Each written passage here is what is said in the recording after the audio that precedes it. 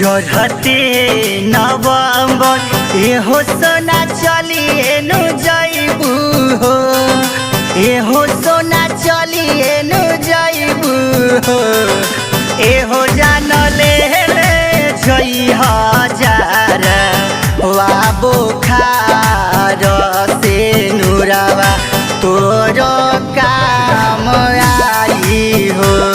गे आगे जान ले जई हे जारा वा बुखार से नुरावा तोरो काम आई हो।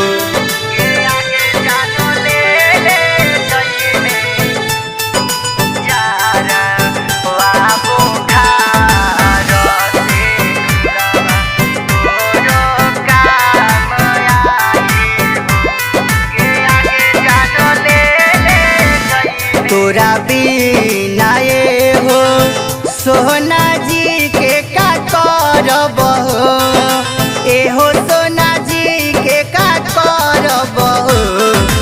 एहो सोना दिलावे में खंजर दिहा तुम्हारी ता दिलावा दिल से निकलिए नु जाई हो।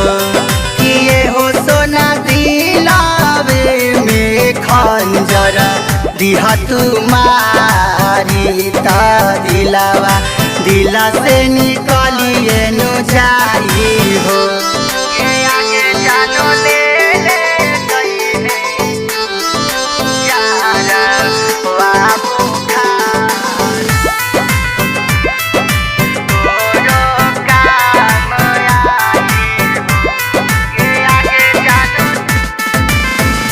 गौवा नगरिया एहो जाने जनी एनु गेलई हो, एहो जाने जनी एनु गेलई हो।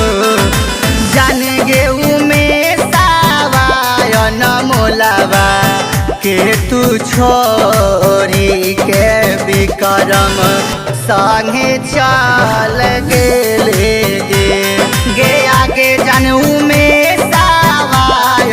मोलावा के तू छोरी के विक्रम संगे चल गेले गे। चढ़ते नवंबर एहो सोना चलिए नु जइबू हो, एहो सोना चलिए नु जइबू हो। एहो जान ले जई हजार वा बुखार से नुरावा तोरो काम आई हो। गे आगे जान ले जई हे जारा वा बुखार से नुरावा तोरो काम आई गे। Lavanya recording studio Rasulpur Korigaon Bhagwanpur Vaishali.